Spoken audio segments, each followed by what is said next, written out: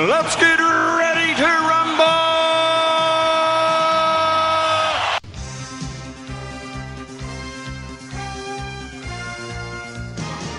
Hello and welcome to Netflix vs. Cinema, the podcast that looks at Netflix versus cinema, the clues in the title, and tries to figure out which one of them is giving us better value for our money. Which one should we go to? Where should we go? My name is Tosin and I am, I'm based up in Coventry in the Midlands. And on the Isle of Wight, joining me this evening are Shaun. Hello there. And come make it a triumphant return from the Lurgy, Sharon. Hello. So glad to have you back. Shaun and I were saying, "Oh my god!" We're like, if Sharon's been taken down last week, we were like, if Sharon's been taken down, then none of us is safe. Yes, I don't. I normally go years between illnesses, and when I get one, I'm in bed for a week. It hits you hard. Yeah. Yeah. So I had a week of staring at the wall. Yeah, but you were saying just before we started recording that you due to aforementioned lurgy, you haven't been able to actually make it to the cinema. No, I haven't been to the cinema, and because I was just not in the mood to watch anything, my eyes were hurting. So I've actually only seen one film all week. Oh, all right, cool. So did you find Netflix as a bit of a solace? Like once your eyes recovered and you could actually look at something for I'm guessing longer than 5 minutes. Yes, there was a couple of things to watch. I thought, what did I went? So the one I've chosen was, I thought it suited my sort of mood more. When you sort of feel a bit more reflective and you want something calm and nothing sort of stressing. So I thought, yes, it suited my sort of recovery period. All right, cool. And so as for anybody who's listening to this, who maybe you're not as conversant with this, we'll let you know that every now and then Shaun has a bit of a beast week where he just goes, right, there's films everywhere and I'm going to see every single one of them. So it's led some of our listeners to ask, how on earth does he see that many films? Does this man have a job? So we've actually had that question, Shaun. We've actually had that question. But you've had that question. Yeah, we had that question. Yeah. So we're trying to figure out exactly how we manage to see so many films that we do. But I manage my time very well sometimes. So yeah, I do.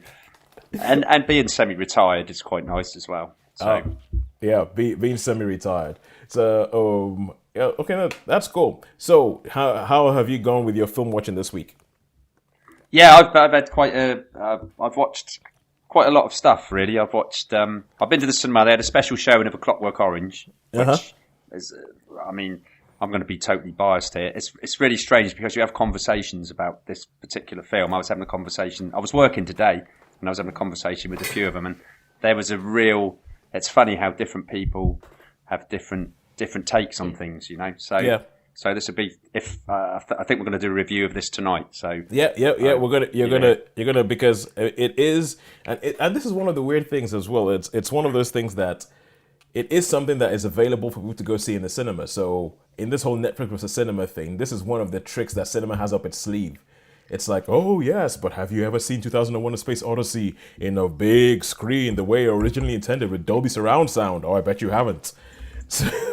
So I feel like that's one of the tricks that they have to pull people back in. Because for instance, I think I don't think you would have gotten as excited if Netflix said, "Oh yeah, we got Clockwork Orange. You can watch that at home now, can you?" I mean, you wouldn't have made a thing about it, would you? As what? Sorry, Toes. If they'd done it as a special on Netflix, saying like, for short time only, you can watch Clockwork Orange on Netflix, would you think of it as an event like you would at the cinema?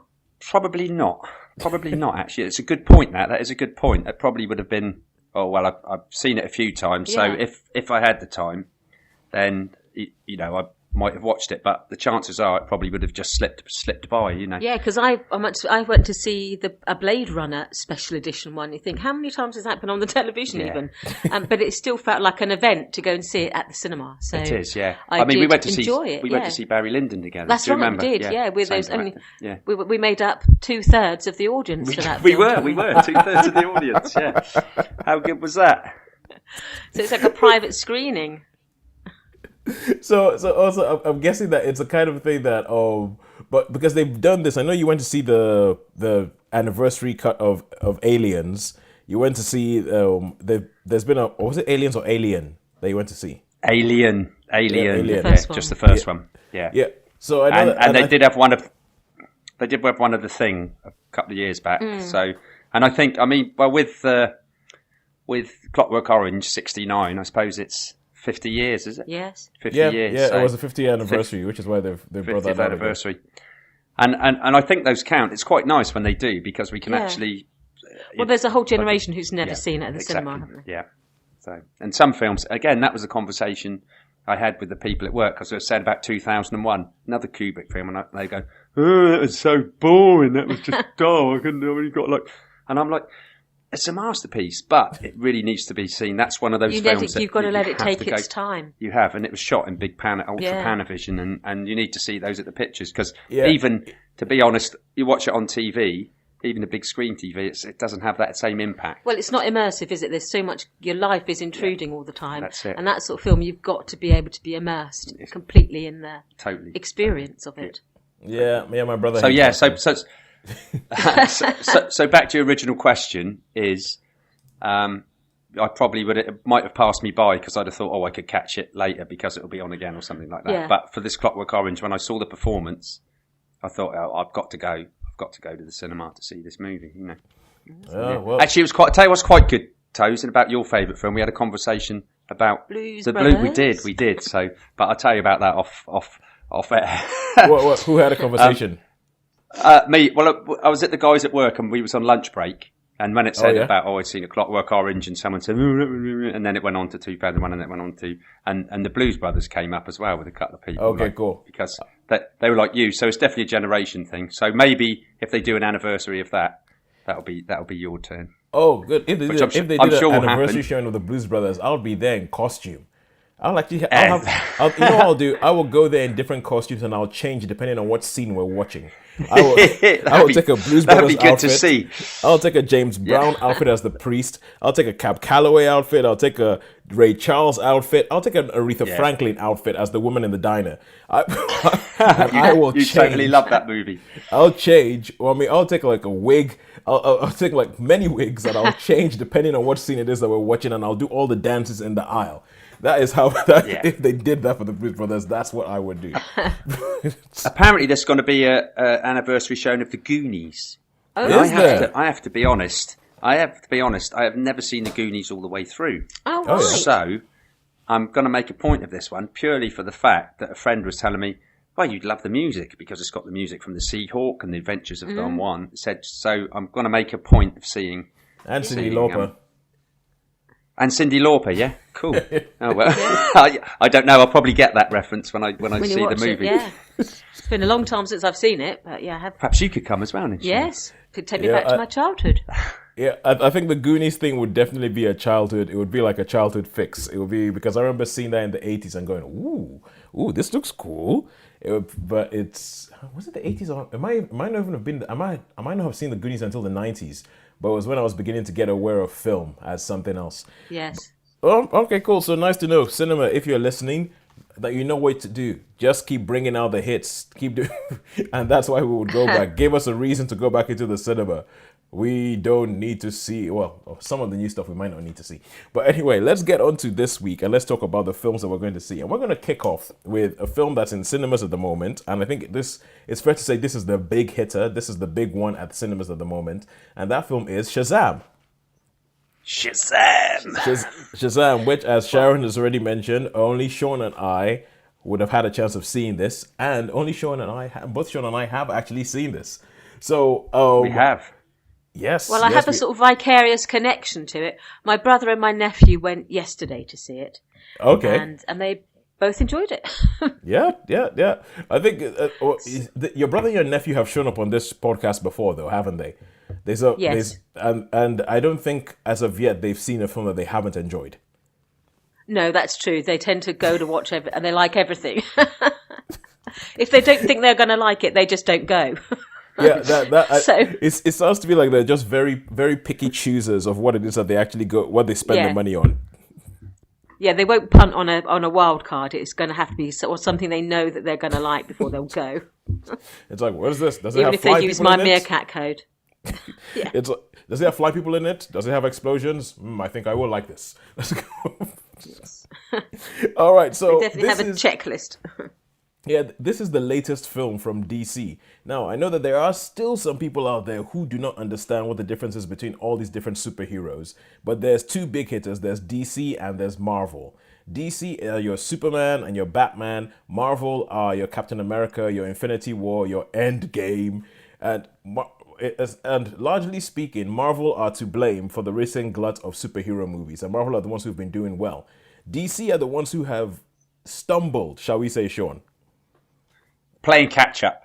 Yeah, I think catch up's the word. They're trying to find a formula to rival Marvel movies, and they haven't been very successful so far. So I think they keep trying to change. They keep changing tack, don't they? Like really dark. Are we going to do this serious? Are we going to? And they're trying to find a way that sort of works. Well, I feel a bit vindicated because now they're beginning to go to the formula that I thought they should have done the whole way anyway. I was like, look at what Marvel did. They didn't try and give you a whole world to begin with. They gave you one superhero. And they said, let's make one good film. And if you like that, we'll make another good film. And all that. And I think DC, after trying to, run before they could walk with Justice League and all that, they've decided, you know what, let's pull back a bit. Wonder Woman was a self-contained story. That worked quite well. Aquaman was a self-contained story. That worked quite well. And now Shazam is a film that pretty much ignores anything that happened in any of the other films. It does. It pretty much it ignores it and it goes, this is our thing. So for those of you who don't know Shazam, it's all about a teenager, an orphan teenager called Billy Batson, who one day, as these things happen, as you do, he ends up meeting a wizard, and the wizard gives him his powers, and his name Shazam is actually an anagram, which stands for, the S is for the wisdom of Solomon, H is for the strength of Hercules, A is for the stamina of Achilles, Z is for the lightning power of Zeus, A is for something to do with Achilles, and M is for the speed of Mercury. And that come together comes Shazam. And when he's given this power, so whenever he says the word Shazam, this 14-year-old kid transforms into this Superman type man who has all these powers. And that's the basic premise of the film. And straight off the bat, I think that this film is a lot of fun because it has a lot of fun with that whole premise. It's essentially like Big, you know, the Tom Hanks movie where he wishes he's going to be big, and then one night he grows up, he wakes up the next morning and he's big. So whenever he says Shazam, he turns into this big guy, and he is a sort of Superman type. And I think the film has a lot of fun with that. It does. Toes, I think there's probably a reference in the movie. There is to Big. Would you think? Yeah, there's a definite reference to Big in the film. And when that came up in the cinema, I laughed my head off. And I wasn't sure whether I was the only one who got it. I think I might have been the only one who got it, but to be honest with you, I was laughing so loud I couldn't really hear anybody else. But I think that whole sequence, there's a sequence where they're in a toy store in Shazam, and I think it's hilarious. So I think the film has a lot of fun with that whole idea of what happens if a 14-year-old all of a sudden realizes, oh my God, I'm a superhero. and what he does. So I think the film it's light, it's frothy. It has a guy who I think is a brilliant actor called Zachary Levi, and he plays the grown-up superhero version of Shazam. And I think he is brilliant at it. The sort of joy of, oh my God, I'm a superhero. The sequences where they film him testing out his powers and putting them up on YouTube, and then he becomes a celebrity overnight and all that. I really enjoyed it. But Shaun, what did you think? Well, do you know what, Tosin? When I saw the trailer, I saw the trailer for this movie a few times, and I thought, this is going to be like one of those films that I'm just going to think this is so stupid and so silly, and it just looks absolute rubbish. But do you know what? I totally agree with you. I absolutely thought this was a real fun film. To start off with, you know, the very first scene before the titles and all that, I was thinking, here we go. It's all dark. It's all dark and DC. Where's the, where's the cops? Where's this? Where's that? All that over now. Do you know what I mean? Yeah. And then the film just grew on me, and I thought, this is a really, really good fun film. Yeah. And I loved about laughing out loud. I like the bit, they're saying there's things when he's trying to discover his powers, and they say, think about it, really want to do it. And the bit you can probably think of is when he's thinking about getting away from somewhere in particular, and I was absolutely in hysterics. Absolutely, and there was a couple of people, and we were just the scene I'm talking about, yeah. I know the scene and we you're were talking about. We were laughing our heads off. Like, I was just like, oh, that is exactly. I assume 50, it's just funny, just for 15-year-olds, I mean, what are they like? It's exactly what 14-year-olds do, yeah. And hilarious Father Christmas as well, I mean, it was. Oh yeah, the hilarious Father Christmas. Christmas. Yeah, the Father Christmas. He was, yeah. So I found myself really, really enjoying this movie. I thought it was really, really good fun. Really, really surprised. And there was 2 post-credit scenes, which you don't normally get in the. So there was 2 post-credit scenes in this.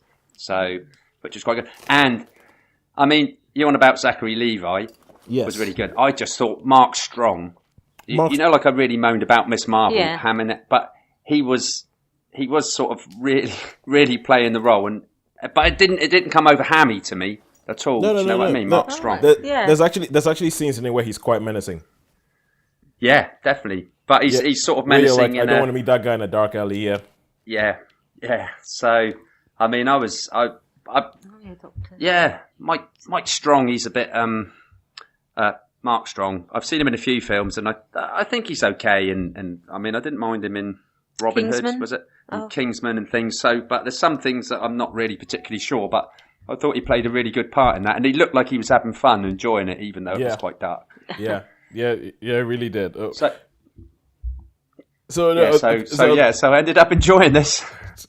Yeah, as I said, I absolutely love this film. I thought there were some bits about it that I didn't quite like. Like, for instance, towards the end, it sort of it kind of goes, oh yeah, we're a superhero movie, I guess we should punch some people, and it does that a bit. I mean, it still has fun with that. There's a bit where okay, Shaun, think about the line where he goes, hang on, we're like a mile away from each other. Oh yeah. That's it. Yeah. It kind of makes fun of the kind of things that happen in superhero movies sometimes, and it pokes fun about it. It still has this sort of like teenage sensibility about it, which I really, really like. I mean, there are a couple of problems in that.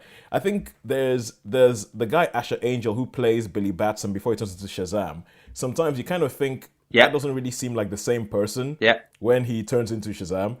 Like this guy has grown up, and this is the same person in the man, if you get what I mean. Because Zachary Levi, the kid is a bit he's kind of like kid who's had a hard life, lives on the streets, all that kind of stuff, and he sort of like has that sort of outlook on the world.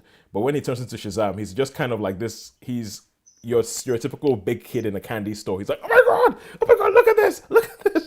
And I love the fact that it makes fun of it plays with the fact that it's set in Philadelphia.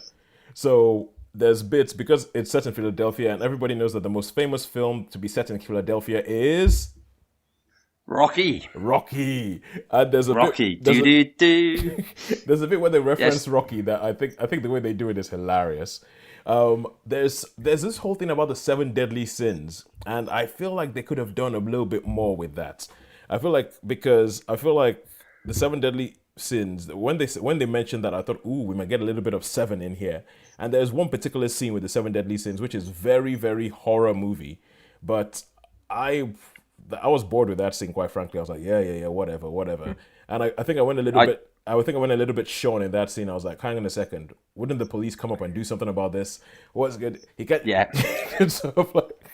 But I was thinking, like, so for instance, you have all these things, like you have like greed. Greed just looks like a big monster. Lust just looks like a big monster. And the way that they get rid of people, I would have thought that if it was like a greed thing, greed would get rid of somebody in some sort of poetic greed way. But no, it just sort of like bites him and punches him and all that. And I'm like, oh yeah, well, that's a bit boring. Yeah. That side of it was a bit of a sideshow, really, wasn't it? It didn't really. I agree with you on that. Yeah. And even like the as statues and things, it was just, I don't know, that I agree with you on that one, Toes. Yeah, that got a bit. Yeah, that bit I didn't quite like. And the thing about it is that I remember reading the comics as a kid. Shazam, the thing that always made that for me made him stand out from all the other superheroes is that sure enough he's like, Superman built and he can punch and he can fly. But it was the wisdom of Solomon. I thought, oh, that's different because he's somebody who can punch and can kick and can fly with the best of them, but he's supposed to be wise so he can think his way around things as well because he has that gift. And that never got used in the film. They sort of focused on the Hazam bit. They forgot about the Shazam. they just went, oh, look, he can punch really far, he can fly, he's really, really quick. But I'm like, yeah, but he's supposed to be smart as well. And there was a bit where I thought they were going to do something with that, and they didn't really do it. But it's quite good. I think it's got some very good child performances in it. I think last week I was complaining about Dumbo and one particular child performance that just took me out of the film every single time that child showed up. But in this one, I thought the children were really, really good. And there's something towards the end that I don't want to mention because it's a total spoiler, but I really like the way they handled that. Yeah, I agree. Yeah, that was great. Yeah, we won't. Yeah, we can't. Yeah, we can't. I thought say, that was quite. Yeah, it has. We can't say. We won't say. It has to do with child performances, but but that's all I'm going to say. That's all I'm going to say. But all in all, I really, really liked it. I'll give it a 4 out of 5. And I will totally echo that. I will give that a 4 out of 5 as well. Good. Give that a 4 out of 5. Good score. Yeah, good start for cinema. All right. Cool. Let's move on. I'm going to go on to... So now, Sharon, we go on to you, and the sole thing you've seen this week, the thing that you were in the mood for. Tell us, what was it? What was it about? Well, I went... this was on Netflix, and the film is called Paul, the Apostle of Christ.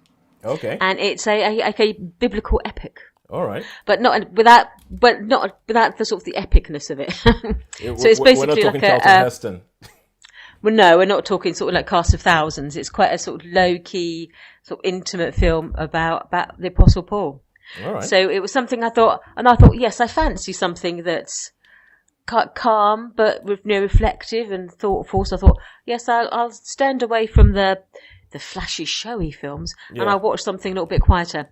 So I actually really enjoyed this. But it's basically the story of how the Acts of the Apostles, the book, the Acts of the Apostles, came to be written in the Bible.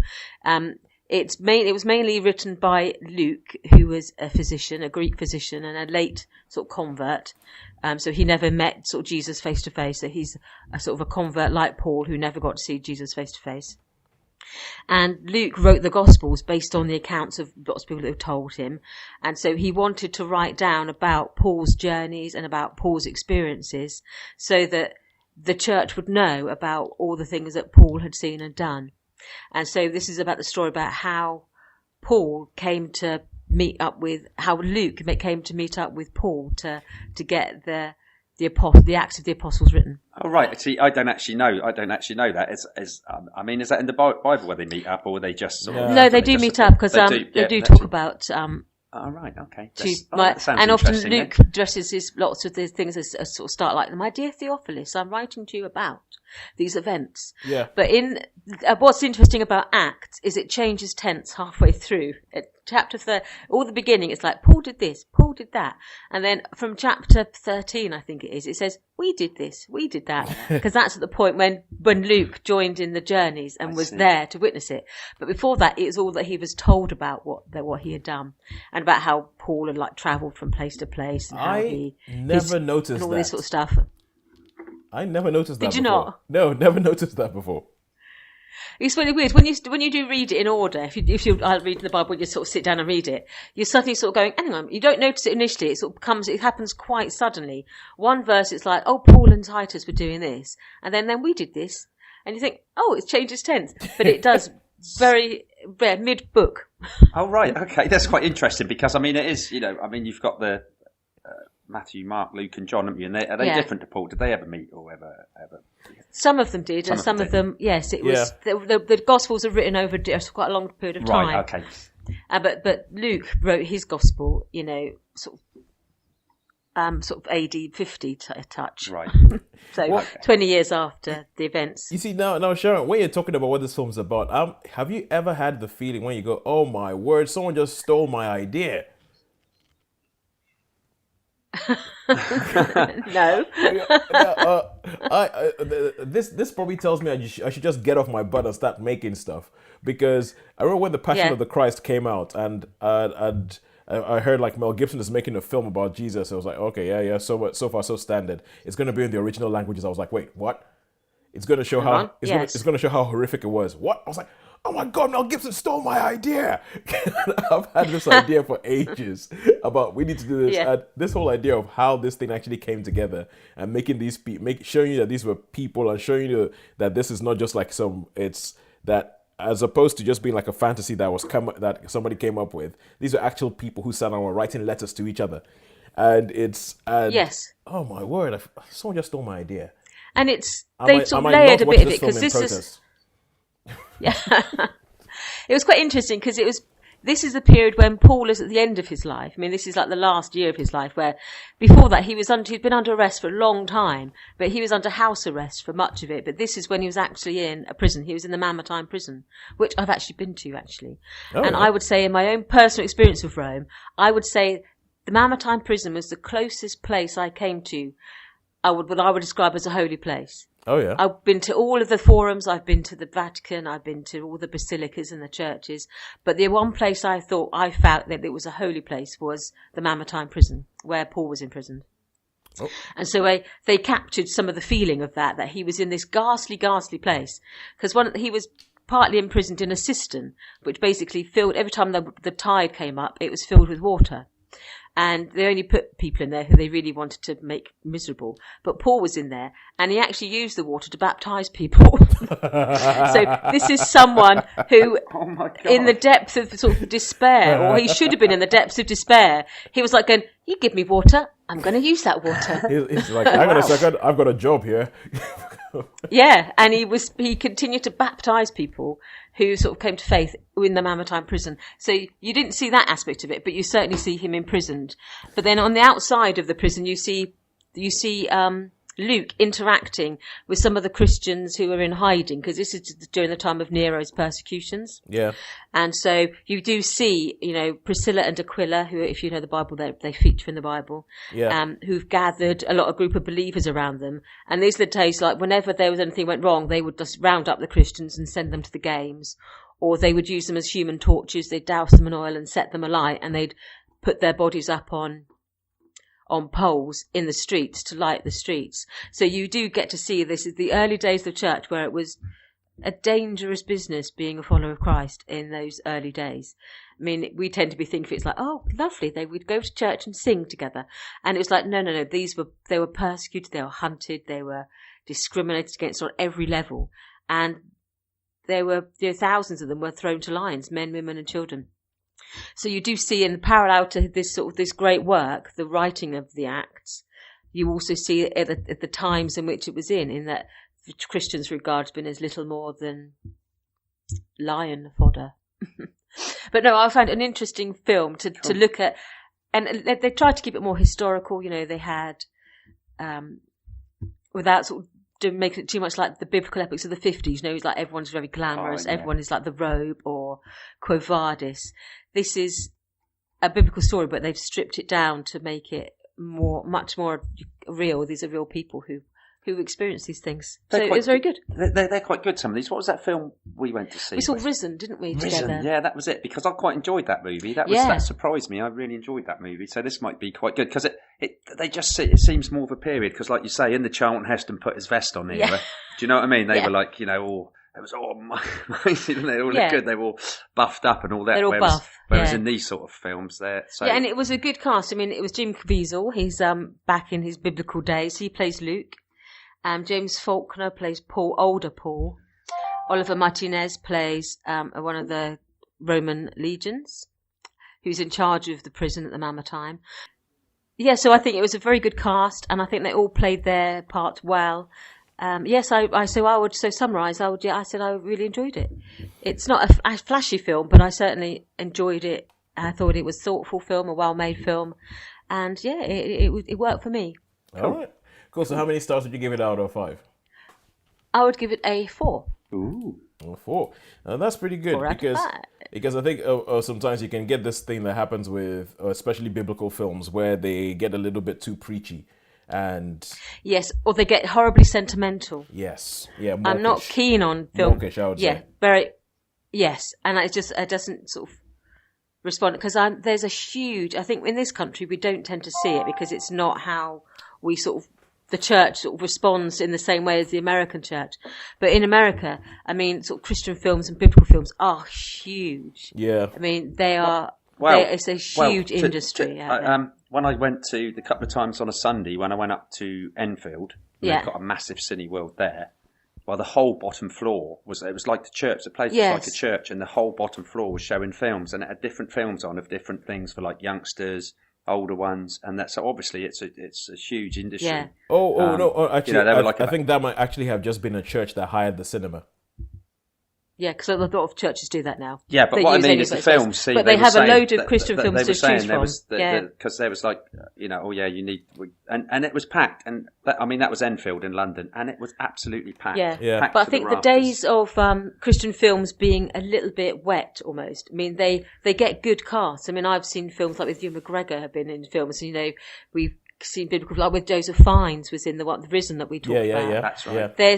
They can afford to pay to have decent actors and the high value. So these are not going back, you know, sort of when I was at sort of young Christian in my teenage years, all the Christian films they wheeled out, well, it almost like a church group made it themselves. You know, they're very much amateur sort of.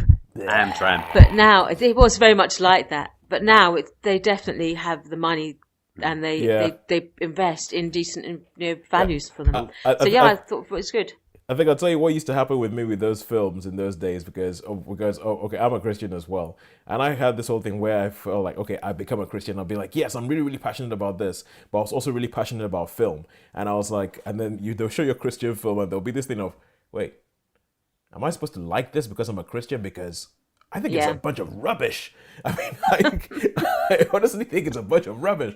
But I guess we got to toe the party line and go, yay, it's the best thing ever. It's a great film. It's like, it's not. It's really not. It's rubbish. It's a bunch of rubbish. So so I'm happy that at least they're getting better stuff that isn't just sort of like jingoistic or like propaganda, but is actually trying to tell you a story. So.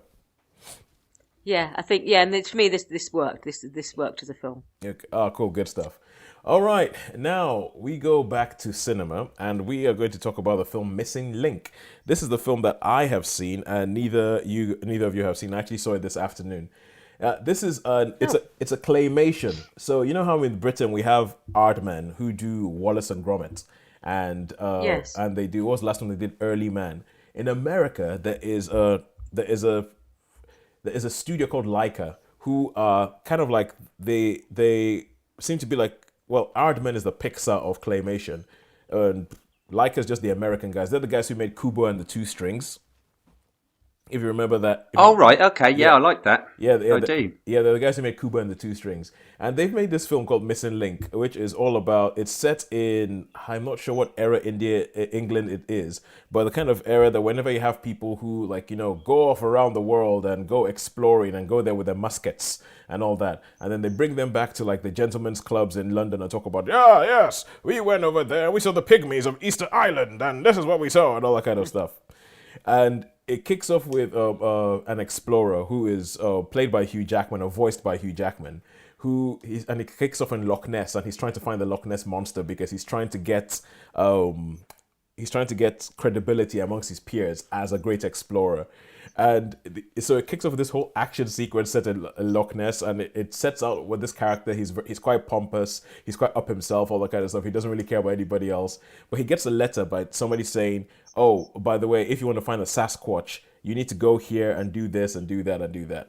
So he follows the letter, and he ends up finding a Sasquatch played by Zach Galifianakis. And and he says, look, I'm the last one of my kind, but I've heard that there's Yetis in the Himalayas, and I think you're the man who can take me there. Can you take me to my own kind so that I can be with them? I can no longer be alone. I can no longer be the last one of my kind. And so it comes up with this sort of buddy movie where they try and get all the way from America. I think they're somewhere near in Washington State, so in the northwest of America, and they're trying to get all the way across the world to the Himalayas. And bits of it feel a little bit old school. Like I'm talking like 1950s Hollywood, where you have this whole thing where people have to go here and go get a train and go on a boat and all that kind of, and it becomes this adventure, rip roaring kind of Indiana Jones type movie.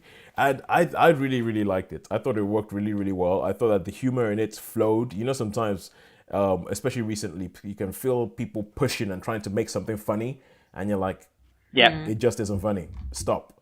Yeah, just don't try too hard. Yeah. Yeah, just stop. Don't try too hard. You're going to hurt something. Stop trying. Stop flogging that dead horse. It's not funny. But this actually sort of flowed quite well. It reminded me a little bit of, you know, in the best things in Avengers, where you're just sitting there watching these characters and you're happy to watch these characters bounce off each other. Yes. Yeah, there are bits about that in Missing Link where it was you could just sit down and you're happy to watch them bounce off each other. You're just kind of like, oh look, they're just going, yeah. That guy's saying that guy's saying that, this guy's going here, that guy's, and it's quite cool. It's got a brilliant voice cast. It's got, as I said, Hugh Jackman, Zach Galifianakis, Zoe Saldana plays what may be a love interest, but the whole storyline of the love interest is actually quite grown up. I'm like, that isn't straightforward. That's and so I quite like the character. Emma Thompson shows up. Stephen Fry does a voice as well. David Walliams is in there. So it's a really good film. The animation is great. It's a bit more cartoony than Kubo and the Two Strings. This is very much kind of like, you know, the proportions of the human beings. You look at them and you go, well, that's not what a human looks like. Those legs are way too long. Oh my God, how high up is his crotch? So it's quite, but I think it's really, really well done. It's a very good sort of adventure movie, if a little straightforward. Like, Shaun, I know you remember one of my problems with Kubo and the Two Strings was that at some point it felt like they'd run out of money and they just said, oh, we've got to end this now. We've got to end this now. That was a similar thing, yeah. Well, there's a little bit, like, I was enjoying the film, but there's a bit where they do some movie physics. They like but it really I think I audibly said in the cinema, I was like, oh come on, don't do that, oh come on. Where they go to great pains to show you how difficult it is to do something, and then all of a sudden nothing's just done. It's right, okay, yeah. And you're like, what that, but that, no. and that bit I did feel a little bit cheated, but as an old school adventure type movie, I really liked it. I'll give it 4 out of 5. 4 out of 5, cool. Good. Yeah, cool. And if you stop for 1 second to think about the fact that this is claymation, which means stop motion. Sorry, this is stop motion, which means that they're actually moving everything incrementally. You can understand A, why maybe they just got tired and just like, we need to finish this, and B, how many years it must have taken them to make this, because there's some scenes in there. There's one particular scene in there which is kind of like, you know, the corridor scene in Inception. Yeah.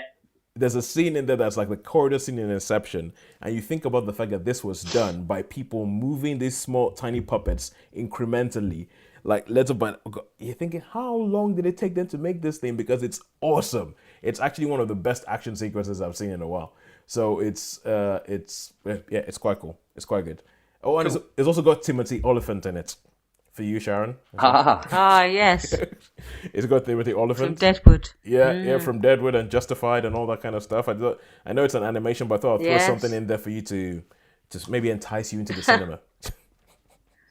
Yeah, to sort of ponder that one. I had a really random Inception moment when I was ill. Really random. Really? What? Yeah? Oh, wow. It reminded me of the film completely. I was asleep and dreaming. I was dreaming that I was walking down the road, and I suddenly thought, I don't remember how I got here. I was in bed sick the last time I remember. And then I suddenly thought, I'm still asleep. Oh, wow. And it woke me up. Yeah. And I remember, and it didn't just wake me up, it like dragged me into consciousness. It was like zapped into consciousness. I've never experienced anything like it. I could feel myself like being sucked out of sleep, because I suddenly thought I was asleep, thinking, this isn't real, I'm asleep. You must have had a temperature. But yes, it's a complete Inception moment where I almost felt that sort of sucking, that motion of like being suddenly pinged back into reality. Really bizarre thing. Ooh. So I had a moment, theatrical Inception moment. Yes, a cinematic moment when I was sick. A cinematic moment. Oh, they don't just lie to us. Sometimes it's actually true as well. That's pretty. So yeah, I would recommend that you guys go see Missing Link. I think it's actually a lot of fun. The dialogue is really, really good. The interplay between the characters is really good, and it's gorgeous to look at. So yeah. Cool. All right. Right. So now we go back to Netflix and see what Netflix has to go for us. At the moment, cinema's doing quite well. We've had 2 4s from cinema, 1 4 from Netflix. Let's see if we can keep it up. So, Shaun, you saw a TV series following on with our rule that if you're going to bring a TV series to this fight, you have to have seen the whole thing. And you saw Love, Death, and Robots, and you've seen the whole thing. Love, Death and Robots, yeah. And it was really easy to see this whole thing because none of the episodes are more than 20 minutes long. Yeah. And some of them are only like... Is it more like an anthology type thing? It is. Yeah, each story's different. And the animation is different for a lot of them. So you've got everything from the 2D type animation to the what I would call the gaming animation. Like you see really realistic sort of motion capture, I guess, which they're almost like it's almost real, even though it's animated. So you've got lots of different types of animation, and you've got lots of different stories. So we could do one of these each week if we wanted to, because they're totally different. If we wanted to. But I mean, I really, really wanted to see this. So I wondered. So I was going to go through the episodes because I've seen all the episodes, because there's some like they're 12 minutes, 6 minutes. Okay, so you really are just like... so they're easy, do you know what I mean? I watch like 2 or 3, one after each other, and then go away, have a cup of tea, go back and watch another one. And so it's a really easy series to watch. Were there any highlights for you? Any particular ones you said, yeah, this was really... good. Oh yes. Okay, now Shaun, I'm interested in this because I've seen all of Love, Death and Robots as well. I saw it a couple of weeks ago. You have, yeah. So yeah, go ahead, talk about your. Well, I've got all the episodes up here. So okay. What I'll do if I mention the episode and then I'll say a little bit about it. Yep. I'll give it my rating. You give it your rating, and then we'll go alternately. So the first one was Sonny's Edge. Okay, yes. And this. Sonny's Edge, yeah. So this was like I guess this is what I would call one of the gaming type ones, where it's very much based on. Yeah, it's like 3D animation, almost like 3D animation. Yeah, Final Fantasy, the spirits within, but it's quite dark and edgy. This definitely is not your Toy Story. No, that's it. As I say, it's Sharon doesn't like animation, but some of these are quite good because they're quite adult as well. The animation actually looks like humans.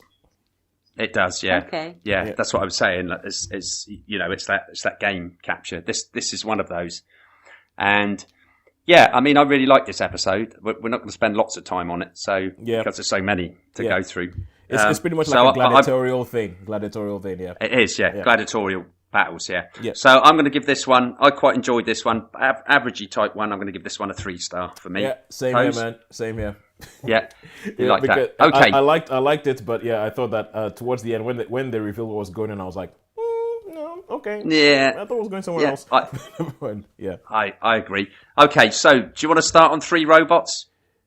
3 robots. 3 robots. I really, really like this one. So this was. Yeah. So 3 robots. It's essentially it kicks off, and you can see as the story develops, you can see that it's these 3 robots who are going on a holiday. But their holiday is that they're going to a town that used to be inhabited by humans. So you pick up as things go up that there was a war between humans and robots won. So there's no humans anymore. But these guys, they're walking through this town, which is like it's like a ghost town. There's nothing. It's an old city, yeah. And they're looking at things, aren't they? Like old. They're looking at all these things. This was an Xbox. Yeah, all these things that humans used to use, but they don't have a clue what they are. So they're making up reasons of what this thing was.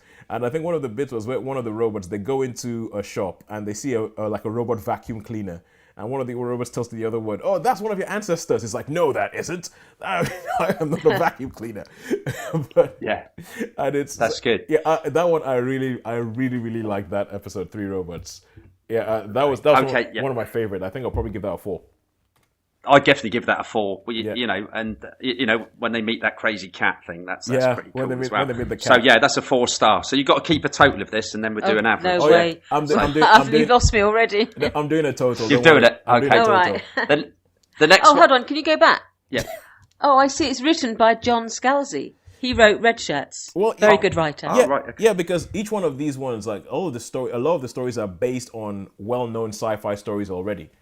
So, like at the end, they say it's based on a story by XYZ, or based on a story by this person. So, Oh, there's a few by John Scalzi. yeah, I know there were a couple of writers who show up over and over again. Yeah, I recognise some of them from science fiction writing. Yeah. Cool. Next Oh, one. good. The Witness. The Witness, that's the one where she witnesses a murder, which is watching from a welding. Yeah, I didn't like You this know, one. the cat and mouse game? You didn't like this one. I didn't like this one. This one made me feel very uncomfortable. Yeah, it was quite like, it was quite, Yeah. This one was really sort of quite violent and quite, It was not particularly. It was quite violent, but the thing is, and I don't get this often when I'm watching something, but I started thinking about the sexual politics of it, because the whole idea is that a woman sees a guy kill a woman, and then he starts chasing her all around, and then she's running around. Then eventually she goes to work, and you find out that she works as a stripper. And there's this whole thing where they're in this strip club, and it seems to be going smutty for the sake of being smutty. And then she runs away from her job, and she spends most of the episode running around. She's wearing a kimono, but the kimono is blown open, so she's running around the streets of somewhere that looks like Hong Kong, pretty much naked for the whole thing. And I'm like, why? Why did you have to do that? Yeah, it's unnecessary. It was unnecessary. It's like, why did you have to do? Why was that there? This was made like, by some 14-year-old guy. Yes, 2 stars for The Witness, because, as I said, it made me feel uncomfortable. I didn't like it. I didn't understand why the woman was naked for the most of it. I was like, and I think it undermined its central theme. So 2 stars on that one then for The Witness. Okay, next we got Suits, which is that where a small community of farmers they put on mech suits too. Yes. I mean this is a 2D one. This is a straight 2D animation one. It's a 2D with a sheen of 3D. It's kind of it's not quite like this one is probably one of the best looking ones. It's almost like a comic book come to life. It's basically a comic book come to life with some of the invading swarm of aliens are very much similar to something in another movie. Starship Troopers. So, yes, Starship Troopers. Or you think about, if you think about like A Quiet Place. Yeah, that type of thing. But this was quite an interesting. This was quite an interesting one. This one. Yeah, we like this. Oh, I like this one. I liked it. I like Suits. I'll give it a 4. I'll give that a 4 too. Yeah. Okay. When the yogurt took over. Okay. That was. This is probably my I've missed favorite one. I've missed episode. one, but we'll go back to that. Yeah. Okay. When the yogurt took over is probably my favorite. My favorite episode. You like this? I loved this. Did you like this one? I loved it. Yeah, I wasn't quite certain. I mean, it was interesting, it was funny, and it was amusing, but it wasn't one of my favourites. But it was an okay one. The thing is, I love it because this is so potted. It's probably the shortest one, but it's like you can see from the beginning to the end. It's like a nice clean line. It's lean. It doesn't have any added extra or anything like that. And it's all about the fact that the humans have created this sentient yogurt, and this sentient yogurt pretty much takes over the whole planet and takes over the world. It takes over the world, but it makes life better for everybody. That essentially that the world is better when the yogurt is in charge and the humans aren't. So you must follow the rules implicitly. Yeah, do not deviate. Oh my god, I loved this episode. I love this so much. I'll give this a 5. I think it was a perfectly formed story. I give this a 4. I'd give that one a 3 for me. Okay, cool. That gets a 3 for me. Right, the one we missed out was Sucker of Souls. That's the one where the group of archaeologists and there's that bloodthirsty demon. Oh, the Dracula one, where they're underground. The Dracula one, yeah. Yeah, that was all right. That was all right. I'll give it a 3. That was, that one for me just gets a 3. That's pretty much a 3. Okay, Beyond the Aquila Rift. This is the one with Blue Goose's crew.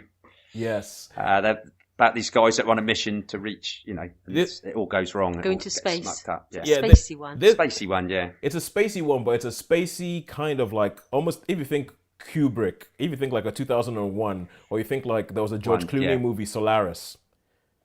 Yes. Oh, okay. Yeah, very similar on that one. Yeah, so very, very similar to this. That sort of idea of what happens when you go out there, and when you go into deep space, weird stuff happens. And when a coincidence happens, it's not really a coincidence. There's something going on, but what is it? So yeah, I really, really like that. You liked this one, did you? Again, for me, this was just an average one. This was just a 3 for this one. I liked it, but I'll give it a 3. Yeah.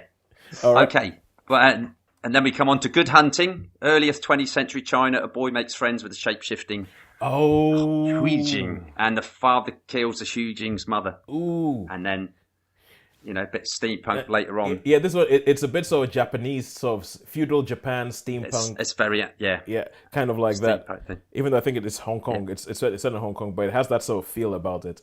And I really liked this. I mean, I really liked this one. I really liked this one. I thought there was some really nice ideas. Yeah, there were some great ideas in it. It was quite poetic. It doesn't go where you think it's going at all. and I think that's right. Yeah, I think ideas wise, there's probably enough in there for like a full length movie, and they pack it into 8 minutes or something like that. So I'll give it a 4. I'll give that a 4. Definitely, definitely give that a 4. And then you've got The Dump. The city inspector tries to convince Ugly Dave to move out of his house. Yeah. This was. It's got some good characters for me, but I'll give it a 2. Yeah, 2 for me on that one. Yeah. Shapeshifters, 2 close friends in the US Marines. They've got supernatural powers and they have to fight for their own Afghanistan.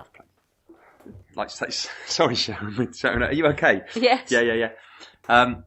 So this Shapeshifters one. So basically, out in Afghanistan, there's something go on, and they have a big fight at the end. Essentially, it's about if these supernatural beings exist, and then they get conscripted into the military to fight using their supernatural abilities. So I quite liked it. I'll give it a 3. I'll give that one a 2. I didn't like that. I didn't think there was a lot original in that one, so didn't do. All right, what about Helping Hand? An astronaut faces a life or death situation after an accident while space.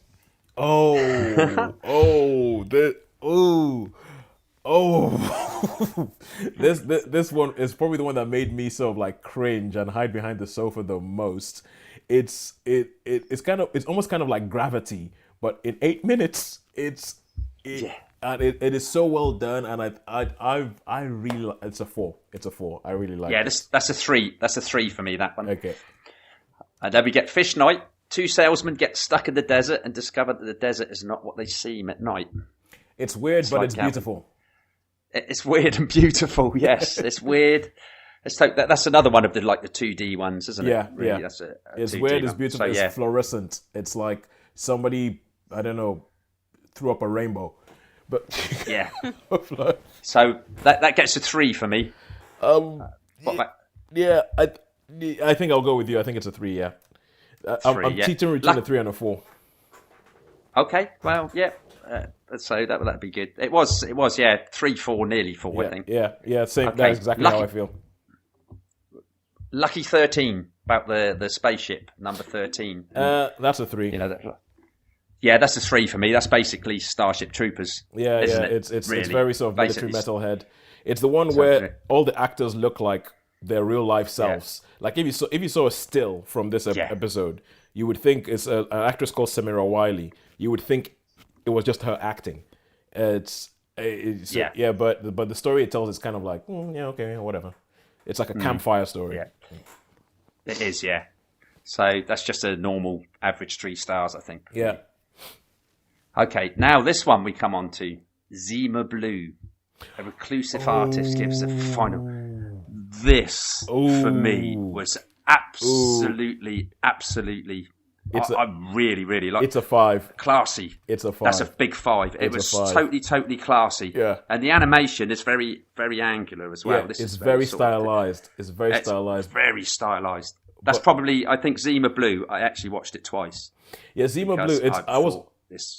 After watching it, I had to check to see whether it was written by Isaac Asimov, because it's very Asimov. Yeah. the sort of like the whole Yeah, it idea is. behind it is very, very Asimov, and I think it just ties together, like where it starts off and when they tell you about it, and then where it actually ends up, and you're like, that totally ties together.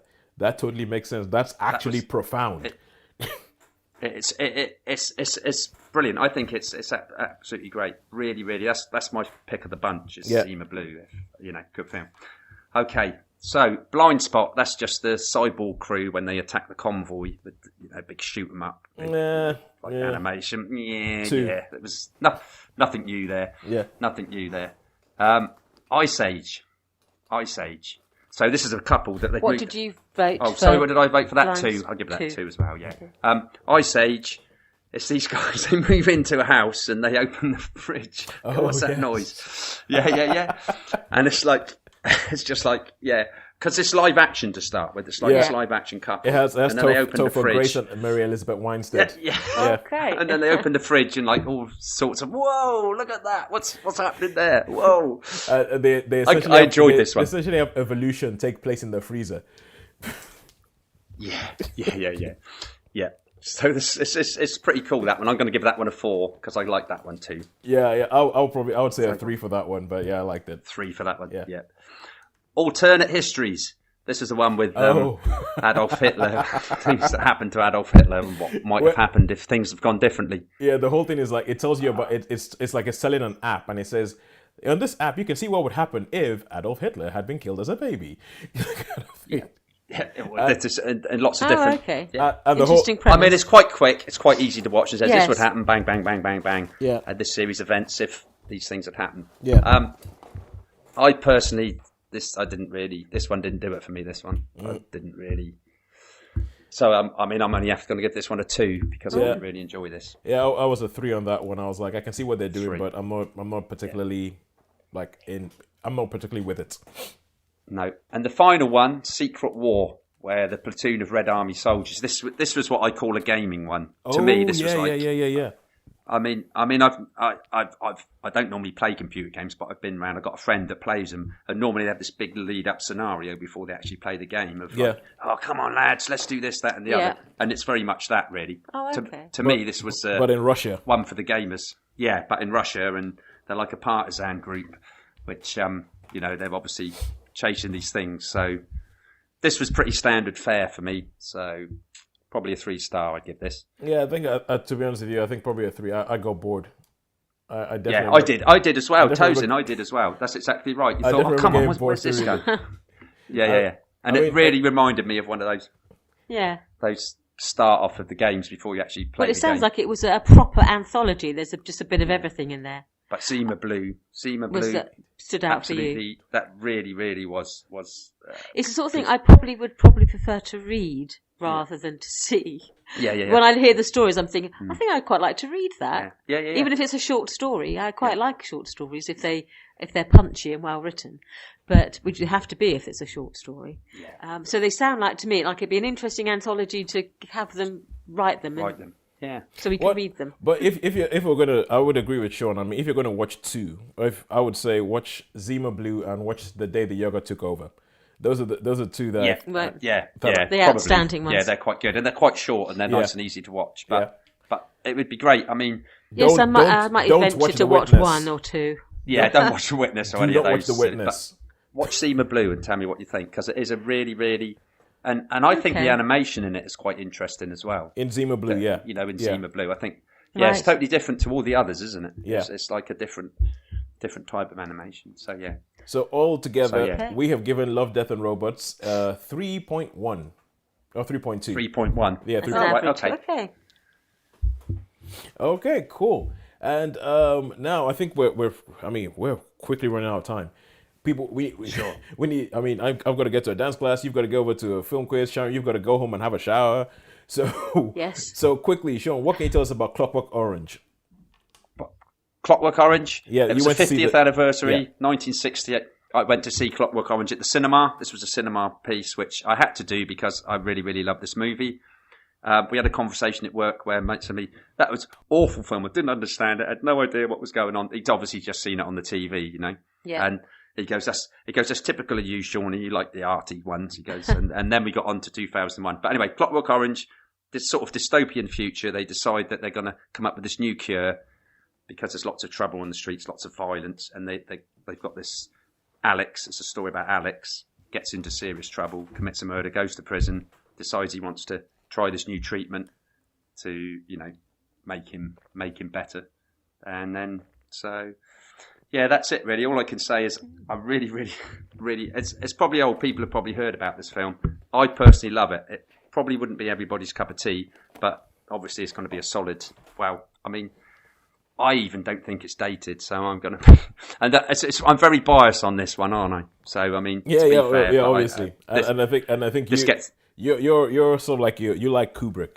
You're a Kubrick fan. I like Kubrick films, yeah. I like Kubrick films. So, big Kubrick fan. Shot absolutely beautiful. Lovely to see at the cinema. What it was made for, the cinema.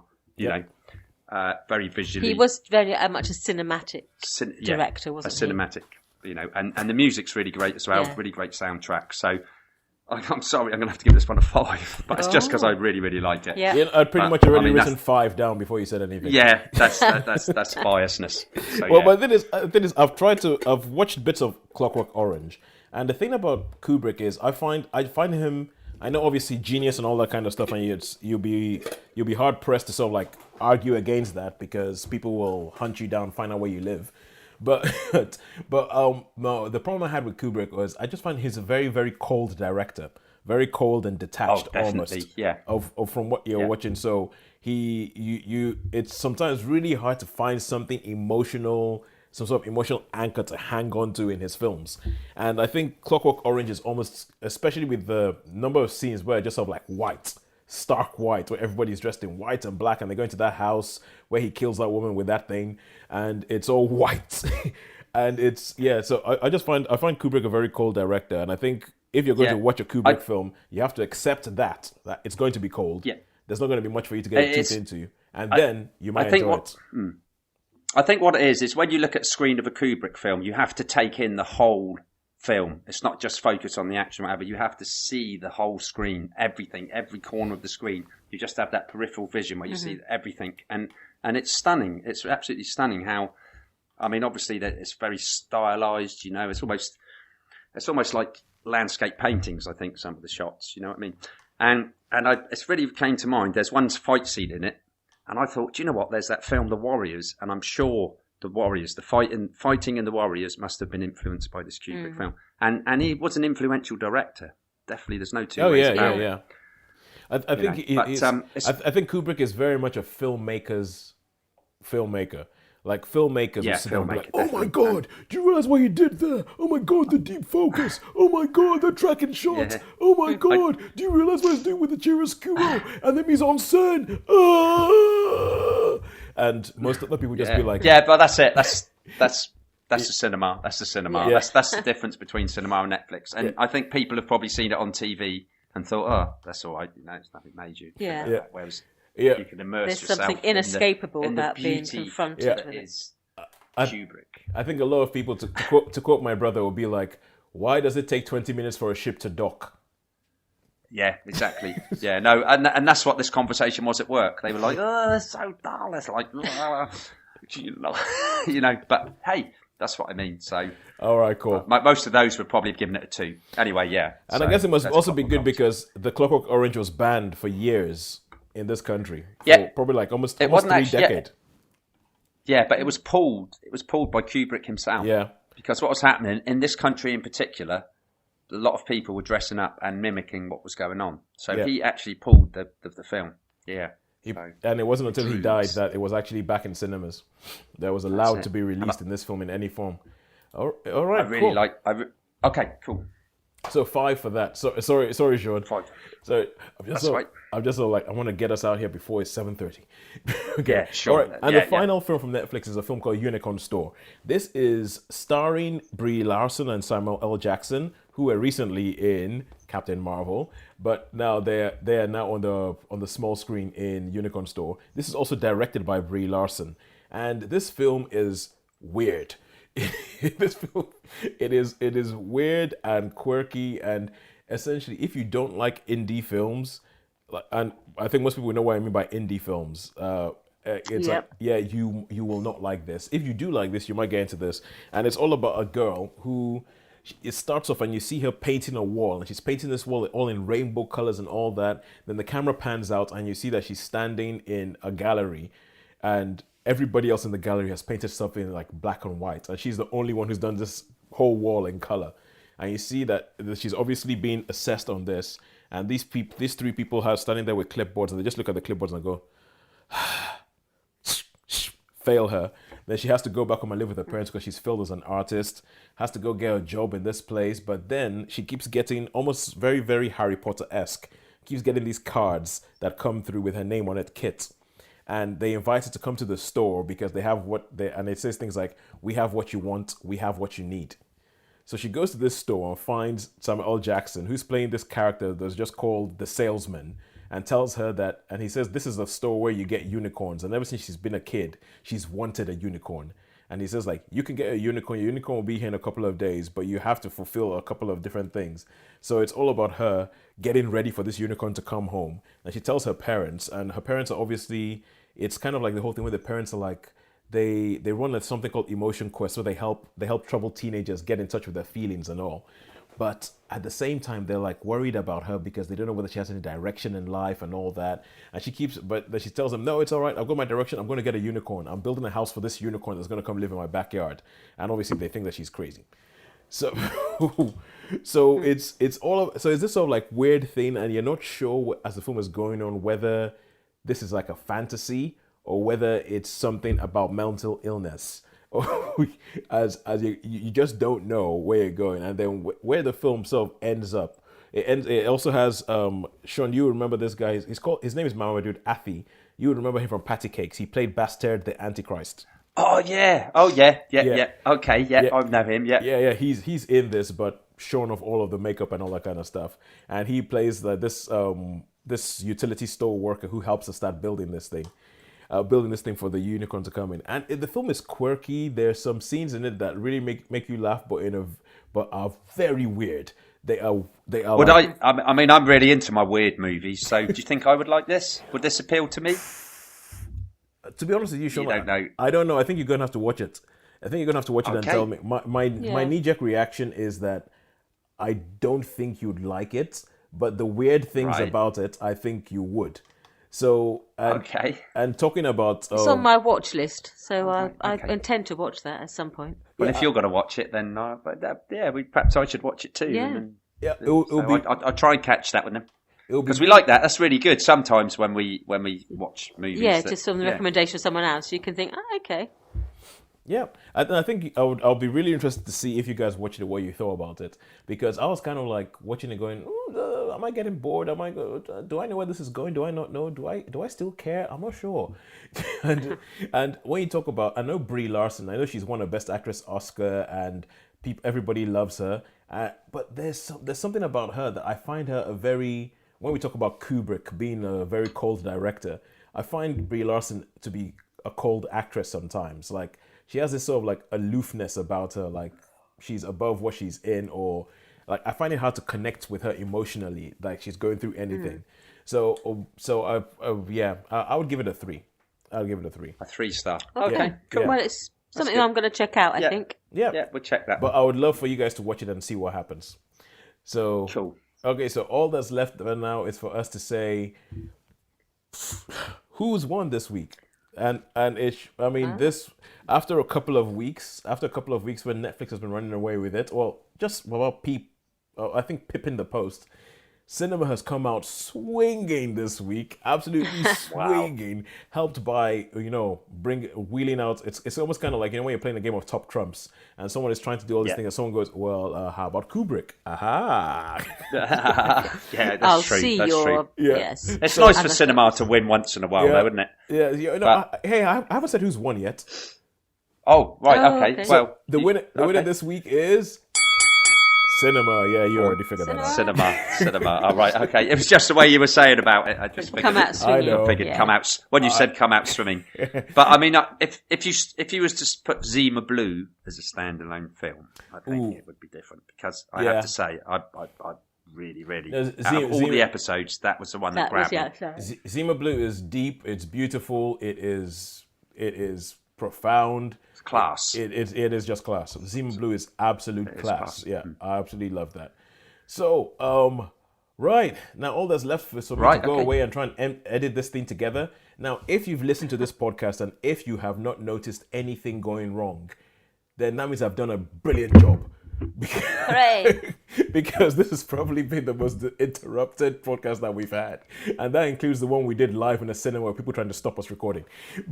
Yes. But anyway.